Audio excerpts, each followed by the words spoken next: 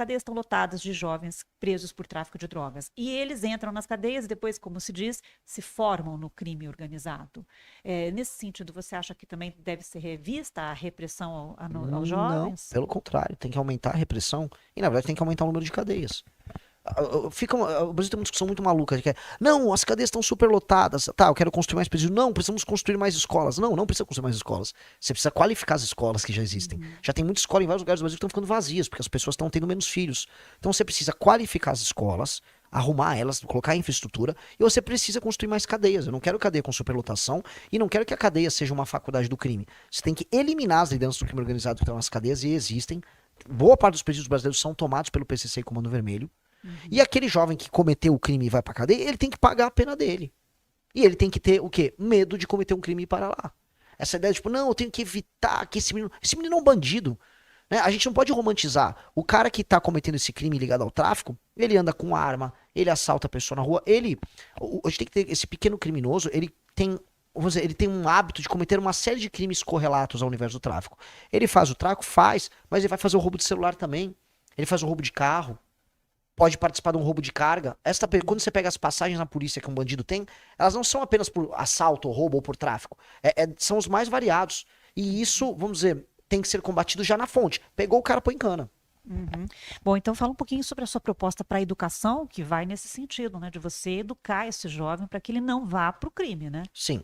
O jovem, ele não vai pro crime por duas razões. Um, lei e ordem muito dura. Então ele tem que saber assim, se eu for pro crime eu vou me ferrar. E dois, uma série de exemplos que apontem ele para um caminho. A maior parte dos meninos na favela não vão pro crime. Eles não vão pro crime, eles trabalham, eles estudam. A maior parte das crianças pobres no Brasil não são criminosos.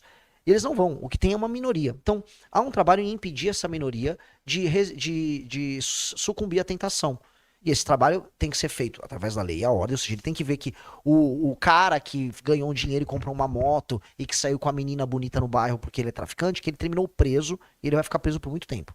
E ele vai falar, eu não quero ter o mesmo destino desse. Isso é uma coisa. O medo ensina muito. O medo é um fator, assim, fundamental para ensinar. É pavloviano. E do outro lado, o ensino com a presença, e infelizmente, tem que colocar isso, tem que ter uma presença masculina muito forte, ajuda a impor limites e aí gera disciplina e exemplos de conduta. Um menino, quando ele tá na fase da adolescência dele, ele precisa da figura de autoridade masculina como exemplo e como limite.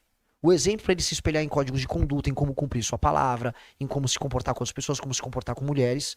E do outro lado, disciplinando ele quando ele cruza certas linhas. Ele não tem isso em casa, porque a grande parte das famílias mais humildes no Brasil são famílias destruídas, desestruturadas, e o pai não paga a pensão, não tá presente, não tá ligando, e a mãe tem que trabalhar para sustentar esse cara. Então, a chance desse garoto sucumbir diante dessas tentações é grande. Ele não tem limite, ele vê a tentação, ele não tem espelho. A escola tem que ser um lar de ensino, e aí quando eu vou explicar, ensino de forma simples. O professor tem que ter autoridade, então o aluno se comportou, o professor mandou para a diretoria, o aluno tem que pagar, o aluno tem que voltar a repetir de ano.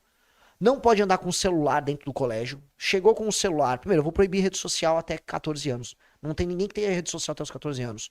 Não tem rede social. Celular, chegou, deposita numa urna ali, busca no final da aula. E ali é pra ter aula e pra obedecer o professor. Não obedecer o professor, tá lenhado. Pai vai ser convocado. E se o filho é um aluno problema, os pais podem ter consequências complicadas para eles, como por exemplo, perda de benefícios sociais. Os pais têm que ajudar na criação do filho mesmo. O filho deles não pode atrapalhar o outro filho que está tendo aula. De maneira clara. Voltar com o método fônico e focar em alfabetização. A gente está formando uma massa de analfabetos funcionais no Brasil, apostando em métodos alternativos de ensino e alfabetização. Método fônico obrigatório tem que ter. 2, foco português e matemática. 3, aplicar provões recorrentes e os melhores alunos, as famílias deles vão ganhar prêmios para incentivar as famílias a participarem do ensino e ajudarem os seus filhos a irem bem nas escolas, a fazer a família ver valor na educação, e premiar os diretores de escolas que têm bons desempenhos com dinheiro e bônus para o diretor da escola e mais dinheiro para aquela escola. Uma escola que está tendo índices educacionais melhores, ela tem que receber mais dinheiro. Hoje é o contrário. Inverter a pirâmide educacional no sentido de que a gente vai gastar menos com o ensino superior e gastar mais com o ensino básico. Focar em coisas básicas, tipo ter a merenda, a escola tá limpa, a ordeira, melhorar a autoestima das pessoas e focar o tempo todo no ganho de qualidade e aumento dos índices de desempenho. Uhum. Em relação à assistência social, você citou aí benefícios sociais. O que você pensa para o Brasil, o Bolsa Família? Qual que é a sua opinião? O Bolsa Família, aí você soma ele o BPC, você vai ver que existe um pacote de incentivos e um sistema de assistência e proteção social em que a diferença do remédio pro veneno é a dose. E claramente a coisa já foi pro veneno. A dose cruzou muitos pontos. Muitas pessoas recebem Bolsa Família. Aí agora tá agregando o Vale Gás do Lula. Agora vai ter energia elétrica gratuita. E você vai fazer com que o brasileiro que trabalha e produz não aguente mais. Por isso que os impostos estão muito altos. Isto é essencialmente injusto. Então não dá pra gente ficar comemorando que a gente tá aumentando o número de benefícios e o número de beneficiários. Muito pelo contrário. Pra mim, um homem ou uma mulher de 25 anos, saudáveis, tem que trabalhar. Não adianta ele ir lá no CRAS, me dar meu Bolsa Família. Não, não vai ser assim. Ele vai chegar no CRAS, ele vai preencher uma ficha, e aí a gente vai ter agora o que é uma coisa que os Estados Unidos fez no New Deal, que são frentes de trabalho. Mutirões de frente de trabalho. Não, você não vai ganhar 600, vou te dar R$ 1.000 aqui. Participa de uma frente de trabalho com a gente.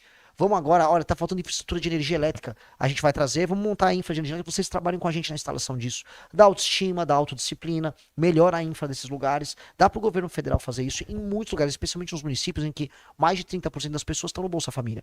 Uma mãe que não consegue trabalhar, uma pessoa mais velha, lógico, receba o benefício. A gente não tá, ninguém é cruel. Agora, uma pessoa em idade de trabalho, fazer o seguinte cálculo, eu ganho um Bolsa Família aqui, minha mãe recebe uma aposentadoria, eu moro com a minha mãe, eu faço um bico 1 ou 2 vezes por semana e vou levando a vida. Desculpa, isso tá errado. Porque pra sustentar isso tem um motoboy ralando 7 dias por semana pra pagar o imposto que sustenta isso. E eu tô do lado do motoboy nessa. Uhum, tá certo. Renan, só para encerrar, você é pré-candidato à presidência da República. Aqui no Paraná nós temos o governador Ratinho Júnior, que também se lança pré-candidato ao governo do país, né? Pelo menos inicialmente. Qual a sua opinião sobre esse concorrente que você provavelmente vai ter? É um candidato de centro, ele e o pai apoiavam o petismo até os 2015, 2016, agora ele jura que é bolsonarista. Fez um governo médio, como fizeram governos médios, praticamente todos os outros governadores estão pleiteando ser candidato a presidente. Nenhum resolveu de verdade a questão do crime organizado, nenhum resolveu de verdade a questão das contas públicas. Tirando o Leite resolveu lá no Rio Grande do Sul, que é um caso bem mais difícil que o Paraná. Vocês são o 4º PIB do Brasil, vocês são um estado trabalhador, sério, que deveria estar numa situação muito melhor em termos de infraestrutura. E não foi resolvida as questões de infraestrutura. Há um problema muito grave ligado essencialmente à corrupção endêmica que existe no Estado, com grandes famílias e oligarquias que foram absorvidas pelo próprio Ratinho. E aí há uma falta de coragem dele em muitas coisas. Por exemplo, o Ratinho não está falando da questão do Banco Master. O Ratinho não está falando da questão do Credit Sexta. Sabendo que o pai dele é o maior vendedor do Credit Sexta e o Credit Sexta foi o produto que deu origem ao escândalo do Banco Master. O Ratinho não falou do Alexandre de Moraes. Então ele fica assim nessa coisa do Kassab, que é o cara liso. Cara liso. E eu não aguento gente lisa. A gente tem problemas muito concretos. Não dá pra ser liso na hora de enfrentar o crime organizado. Não dá pra ser liso na hora de enfrentar a corrupção. E ele quer ser liso. Ontem entrevistaram ele pra falar sobre o Banco Master, o Alexandre de Moraes. Ele deu uma resposta lisa. É sempre liso. Não dá. A gente não pode mais ser liso. O Brasil, ser político é ser liso. É ser malandro. É ser, esguio, escorregadio. Não dá. O Ratinho tem uma posição clara, dura. E para de conversa mole. E explica o envolvimento dele, do pai dele, com as figuras ligadas ao Banco Master, porque é uma coisa que ele vai ter que se explicar em algum momento.